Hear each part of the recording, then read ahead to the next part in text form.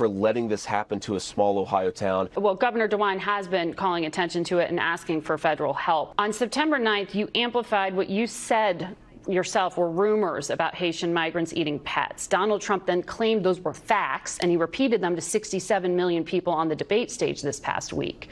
In Springfield yesterday, 2 hospitals went into lockdown after police were alerted to a bomb threat. On Friday, 2 elementary schools, 1 middle school were evacuated.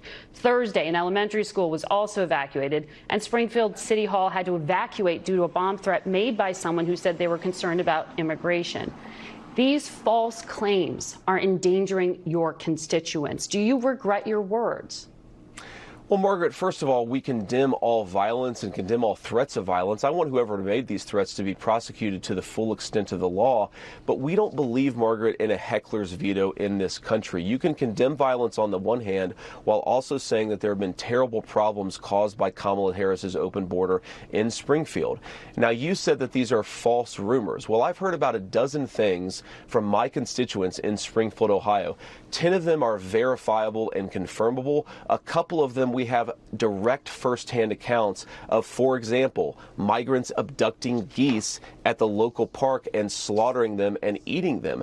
Now, maybe all of these constituents are lying to me, but I would appreciate if the American media showed up and did some real investigation rather than amplifying the worst people in the world. Why is somebody calling it a bomb threat, Margaret? It's because they want attention. I think that we should ignore these ridiculous psychopaths who are threatening violence on a small Ohio town and focus on the fact that we have a vice president who's not doing her job in protecting that small Ohio town. Okay. Well, CBS did hear from community members in Springfield who work with migrants, and they have talked about security concerns. I know the mayor of Springfield, a Republican, told ABC News, "We've been punched in a way we should not have been punched." He said all these federal politicians that have negatively spun our city, they need to know they're hurting our city, and it was their words who did it.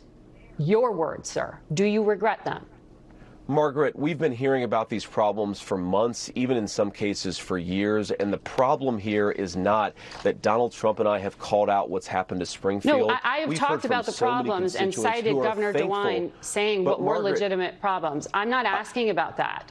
We have documented that. I'm asking about your words, sir, which you are responsible for.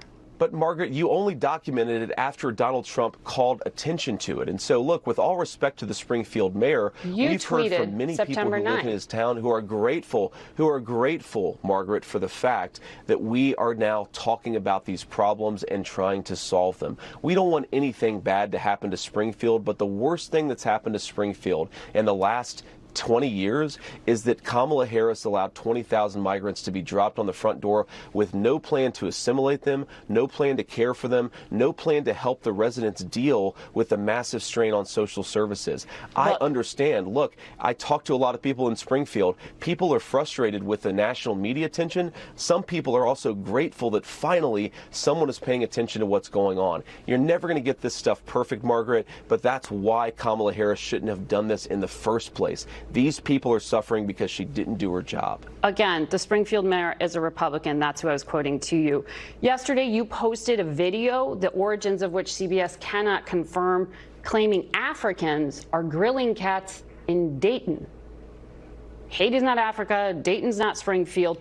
But putting all that aside, what is your intent in furthering the focus on these people? You're not talking about how to surge federal funds to help with safety, hospitals, and schools. You're talking about this. Margaret, is your argument really that it's a huge difference if migrants are grilling cats 20 miles away from Springfield rather than downtown Springfield? And would it change if the video was 20 miles closer to where these things allegedly occurred? My point here is that the American media ignores these stories. Everybody who has dealt with a large influx of migration knows that sometimes there are cultural practices that seem very far out there to a lot of Americans. Are we not allowed to talk about this in the United States of America, Margaret, because the American media is more interested in fact-checking innocent people who are begging for relief than they are in investigating some of these claims? I'm going to talk about what my constituents are sending me. That video was actually filmed by a constituent. That video was filmed by a a person who is worried about what's going on in these communities. I'm going to talk about it because that's what I need to do as the United States Senator for Ohio, is represent Ohio and actually make sure that people's concerns get their voice. Again, as a representative of Ohio, these are officials from Ohio, including the Dayton police chief, who said there is no evidence of what you just claimed as being verifiable or true.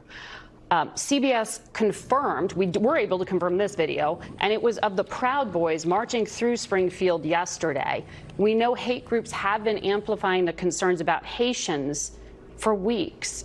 What constituency are you trying to appeal to here by putting this at the center of the conversation?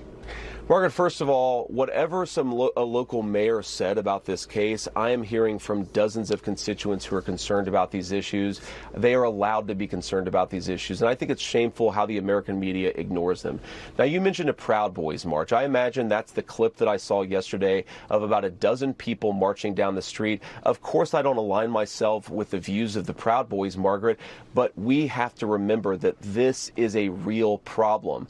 The media is using things like a dozen marchers to ignore and distract from the fact that thanks to Kamala Harris's open borders, there are children who aren't getting a good education. Thanks to her open border, there is a rise in HIV cases in Springfield, Ohio. Thanks to her open border, murders are up 81% in Springfield, Ohio. I am much more concerned about the Vice President of the United States failing to do her job than I am that a dozen people carried the wrong flag when they were marching in Springfield, Ohio yesterday. Let's focus on the real problem. That's the Vice President of the United States not doing her job. Senator J.D. Vance, so much more to talk to you about. We have to leave it there today.